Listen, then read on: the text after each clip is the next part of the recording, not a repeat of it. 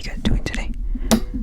I hope you're all doing splendid, extremely well. I hope you're doing super duper blessed. So today's video is brought to you by Marttrin.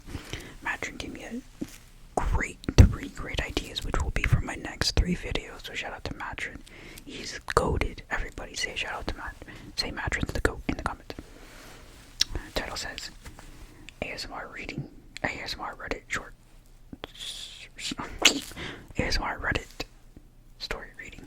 So we're gonna do like a few short story reads from Reddit, and yeah, it could be any genre. He said it could be any genre: horror, sci-fi, historical, etc. But he said the horror ones do the best. So I'm gonna start out with a horror story. If you don't like, I'm going to look into the story here, but if you don't like horror story, this is your warning. The next one won't be horror, but the one after might be. I'll give you a brief warning in the beginning. Okay, so this first story is Dead Kids Don't Make Headlines by the Click Spotify. When I first saw the swings go up, I got excited. It had been years since anyone stepped foot in the empty lot behind my old house. Then the kids came. They ran across the mulch, laughed, cried, and fell. One sat on the tree stump where my head used to rest.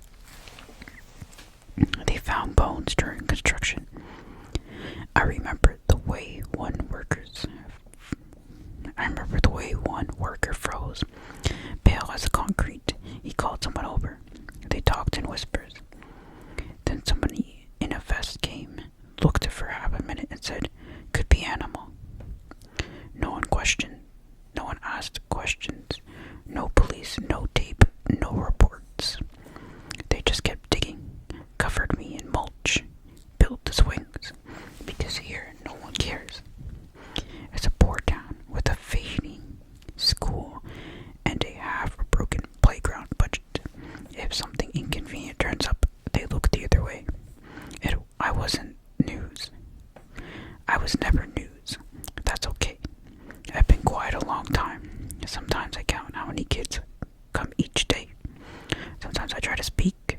The dogs hear me. They bark at the patch of grass that won't grow. One boy sat alone and looked straight at me once. "You live here too?" I nodded. "Cool. Everyone else is mean." I don't know how he saw me, but I wasn't complaining. He came back twice, then never again. I think maybe he moved. I hope he didn't like me. I don't remember much. Just that I wanted to protect Mommy. That I tried to be brave, but my stepdad's eyes turned glassy and dead. After that, nothing could stop him. The other night, a man came alone. No kids, just him. He stared at the mulch, sat down, lit a cigarette, said nothing. But I remembered those hands. The one that dug, the one that made me disappear. I got so angry. I tried to scream. The lights flickered. The wind howled. The swing swayed. He looked right at me. And for a second, I swear he knew. He hasn't come back since. I think maybe he got scared. I hope he ended like me. I hope he ended up like me. That was pretty good. That one was pretty good. This next one is called Anger is Stolen from the Market by Paranoid Letters. It had been a few years since the latest, most advanced technology had led humanity to be able to extract emotions from humans. And it wasn't surprising when those emotions were put up for sale. Emotions turned out to be a hot commodity in trading. Demand was high. The city thrived on emotion, bottled joy, distilled sorrow, crystallized fear. Every feeling had a price. Every sentiment had a market. Happiness was the highest currency. Money didn't immediately bring happiness. Many wealthy people fell into depression despite their riches. They used money to chase happiness. Some found it, some failed. With this emotion extracting technology, we removed all the unnecessary obstacles. No failure. You want happiness? Buy it. We have plenty in stock. Those who lacked it bought. Those those who had too much sold it. Simple, basic trading. So when the news broke that a massive stockpile of anger has been stolen, the city trembled. Not because anger was rare, because nobody wanted it. I worked at the largest emotion trading firms. My job was simple: monitor incoming trades, verify emotions for authenticity, and ensure no one tried to smuggle corrupt feelings into the system. That morning, my screen pulsed red with urgent alert: stolen inventory. 10,000 units of pure anger.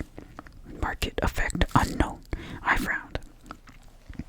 Who would steal anger? It had almost no value, unlike happiness or love, which brought euphoria or even fear, which had its uses in controlled doses. Anger was considered waste, a byproduct of emotional extraction, a toxin. Then the reports started. Fights break out for no reason in the middle of the city. People who had never known violence snapping into fits of uncontrollable rage. A woman at a cafe screaming at the waiter for blinking too loudly. A politician punching a journalist mid-interview. They look like they've been influenced by anger. I thought as I analyzed the footage on the news. Was it the stolen anger? Who released it to the public? They look like they've been influenced by anger. I thought as I analyzed the footage on the news. Oh, I already said that, sorry. Manager Elise, we have an update from the CCTV footage of the warehouse where anger was stored. My subordinate rushed in. Anger was an emotion nobody wanted. We barely installed CCTV cameras in the warehouse where it was stored. I studied the CCTV footage of the warehouse on my screen. I noticed it. One of the seals that contained anger had accidentally been torn. The essence of the emotion had leaked, and a security guard had been on patrol. Anger was stored in a gaseous form, so when it leaked, anyone could inhale it and absorb it, and that is exactly what happened. The security guard on patrol had breathed it in, but instead of instantly becoming enraged, he slowly walked, deliberately tearing open each and every anger package. With every package torn, more anger gas leaked, and he kept breathing it in. Long story short, one guard, overwhelmed by anger, tore open every single pack in the warehouse and inhaled it all. An entire warehouse, stockpile of anger, was now inside one man's body. That's the saying, Leith, one of my coworkers muttered. How did that happen? If he'd inhaled anger, he should have had turned the most violent instantly. But he didn't, I replied. He methodically tore open every pack one by one, as if he planned it all along. There was no way he planned this, Leith argued. Anger, even in small doses, is an extremely potent drug. The second you inhale it, it takes effect immediately. Where is he now? I asked. Have you found him? Let me check, Leith said, picking up the phone to make a call. A few moments later, he reported back to me. The security guard was found in the middle of the city where the riot is happening. His body exploded, releasing all anger into the crowd. He was the source of the outbreak. Another subordinate of mine led a man into the room. My name is Jeff. I'm from the Health Research Department. He introduced himself. I need to inform you of something we just discovered about the extracted emotion. In anger, I asked. No, ma'am.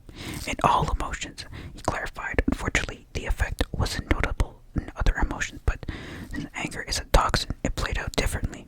Go on, I urged.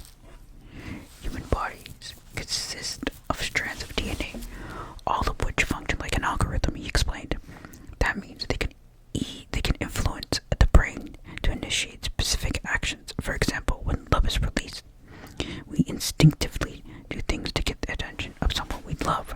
A man buys a woman flowers to make her love him. The same goes for anger. It could trigger a more complex chain of reactions in humans, not just simple, spontaneous outbursts like throwing punches. Make it quick and simple. We don't have time for a lecture, I said impatiently. The first dose of anger inhaled by the security guard, Jeff continued, didn't make him angry. It controlled his brain. Through a complex algorithm of reactions, it compelled him to tear open the gas of the packages, inhale them, walk into the heart of the city, and detonate himself so all the anger and stock could escape. His body and spread to thousands of others through inhalation. Annihilation. Is that a word? Wait. I interrupted, chills running down my spine. Are you saying all of this was initiated by a human, but anger itself? Yes, ma'am, Jeff confirmed. That first inhaled anger didn't make him mad. It manipulated him into freeing every last anger stockpiled in the warehouse so it could be infected, so it could infect the city. Jeff took a deep breath. This act of terrorism wasn't orchestrated by people, he said, his voice shaking. It was orchestrated by anger itself. Right then and there we realized anger had been stolen. It had escaped. I turned on the monitor displaying the news in the heart of the city. An angry, fueled riot raged on. The escaped anger had found new hosts, and it was spreading. That was that. I hope you guys enjoyed that little story there. That was pretty cool, not gonna lie. This next one is a short, scary story. It's not as long as the last one, but it's titled "My Son Won't Eat His Vegetables" by Forgotten Well. I take a deep breath and prepare for the battle. Dinner time, I yell from our front porch. I only have to wait a few seconds before I hear Artie's feet shuffling across the dusty soil. Coming, he shouts with a grin. I'll never tire of that smile. He's just as cute as the day we met, but that doesn't mean he's perfect. What you make, Ma? You'll see, I tease, but wash your hands first. Artie cleans himself up and is sitting at the dinner table before I can even bring out his plate. Ta-da! I say, refilling his meal from behind my back. Dinner is served. I set down his favorite plate, the one with Garfield and Odie on it. And on top is a meaty sloppy Joe with a pile of fresh green beans.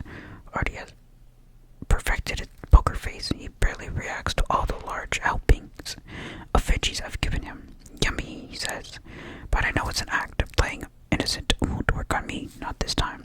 Go on, I say, dig in. Artie doesn't wait a beat. He grabs a sloppy Joe and vacuums down the sandwich in 3 bites. I'm full, Ma. I couldn't eat another bite. Artie tries to scoot away from the table, but I step in the way of his chair. Artie, you have to eat your vegetables. But I don't want to. Artie whines. You haven't even tried them. I don't have to. He smiles. I already know they're gross. I don't have to. He smiles. I already know they're gross. You want to grow big and strong like Mommy, right? Yeah. I scoot his chair close to the table. Then eat. I see wheels turning in Artie's head.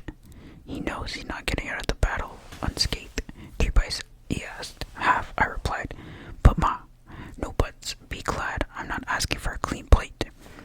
Artie began the painstaking process of eating his green beans. Every bite, a grimace. Every chew, a scowl. In a different life, Artie would have been made a great actor. He made eating veggies look like torture.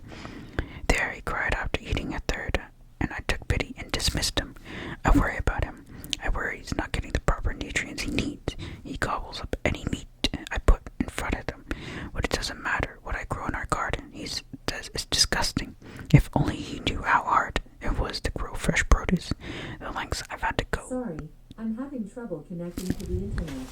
It looks like there is a...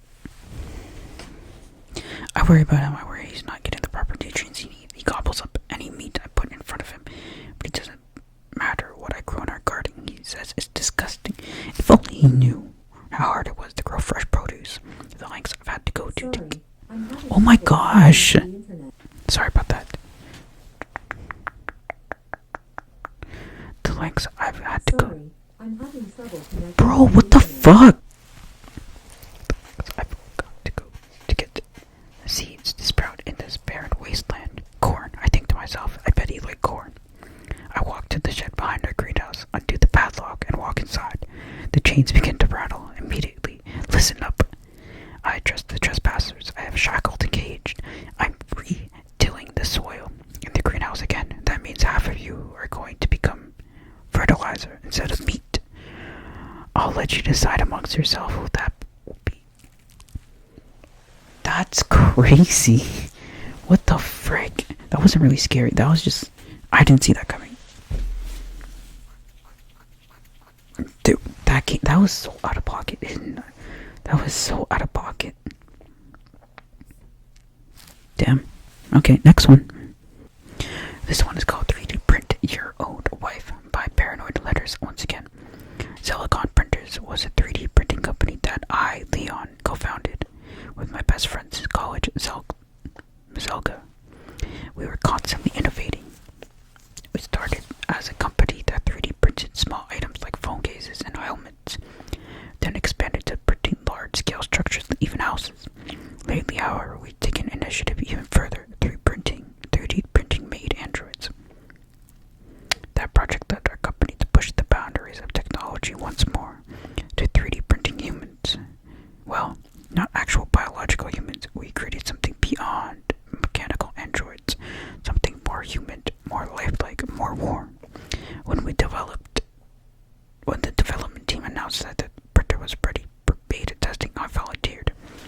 Testing the product myself would also let me evaluate how well it worked for our customers. Our first buyers would likely be lonely people who wanted 3D print a wife or husband, and if it succeeded, people could 3D print a child, a pet, or even better, their deceased loved ones. That night I watched as my machine 3D printed my wife, started for the feet. When it was done, I couldn't believe what I had made. My 3D printed wife looked so perfect. We named her Celeste. She conversed with me, softly spoken, and showed me care and affection. She cooked for me. We watched movies together. And the sex. Oh, I thought this part would be the biggest flaw of my innovation. I was wrong. The sex was amazing. For a while, life was good, but then, after 2 weeks, I started to know something off with her. Last night, I saw her drop a glass onto the floor, shattered it. I expected her to kneel down, pick up the shards one by one, and throw them away. But that wasn't what happened. I saw her begin to bend down, then a glitch, and suddenly she was standing holding all the shards neatly onto the plastic plate. I didn't see her pick it up. It was as if the entire process had been fast forward. I told myself I was just tired, that my eyes were playing tricks on me, but it happened again and again. The more time I spent with Celeste, the more I saw reality glitch around her. Once I saw her open the fridge. A second later, she was already chopping ingredients on the kitchen counter. I stared at her for a few minutes, then blink of an eye. She was suddenly standing in front of me, holding me a sandwich on a plate. I never saw her move from the kitchen to the couch where I sat. It was as if it was really lagging, or worse, Celeste was moving faster than time itself. She seemed to be out of sync. Either way, it wasn't a good sign. Before I could grab my phone to call Zelga, he called me first. He had just discovered a flaw in our product after viewing some reports. The flaw has always been there, Leon. He explained after I told him about Celeste and every object the Zelicon printer ever created. The difference is, a table doesn't need to sync with time. A chair doesn't require a casualty. But Celeste, Zelga continued, she's as a built-in AI system. She has her own will, limited, but still present. A living being moves by its own will at its own speed. That, combined with the currently unknown error in the electronic brain code, led her to move seconds faster than the rest of reality. At that moment, Celeste sat down behind me on the couch. Her face was eerily blanked. "What is it, love?" she asked. "You look scared." "Nothing. It's work stuff." I lied. "Is it that, Zelga?" she asked, her tone devoid of emotion. "I don't like him." Then another glitch. 1 second she was next to me, the next she was standing a few steps away holding my phone in her hand. She grabbed my phone from my hand so fast that I didn't even notice what was happening. "I don't like Zelga," she repeated. I bolted. Jumping over the couch, I ran straight out the house, jumped on my bike, and sped to Zelga's place. As soon as I arrived, he called our security team, who showed up fully armed. "Celeste has her mind of her own," Leon, Zelga said. "Unlike our androids, something with a mind can have terrifying thoughts, and worse, it can act on them. So we accidentally 3D printed a psychopath," I asked, horrified. "In Celeste's case," Zelga asked. "Yeah, we did." What do we do now?"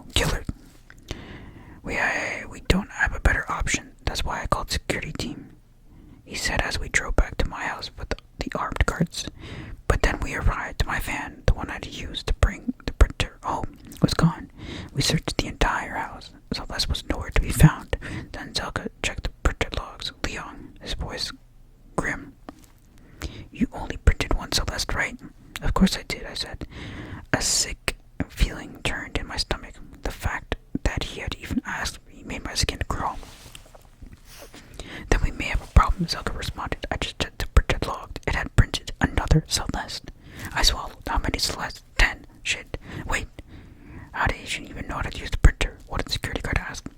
Celeste was built with the AI system in her electronic brain, I explained. She could just download the knowledge straight from the internet. Zelda's phone rang. It was Andrea.